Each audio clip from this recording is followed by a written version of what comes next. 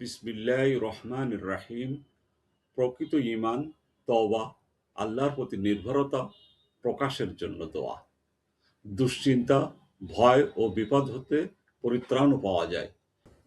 দোয়াটি ঘুমানোর আগে পড়তে হয়। রাসূল সাল্লাল্লাহু আলাইহি সাল্লামের শেখানো একটি দোয়া। দোয়াটি হাদিস শরীফে বর্ণিত হয়েছে।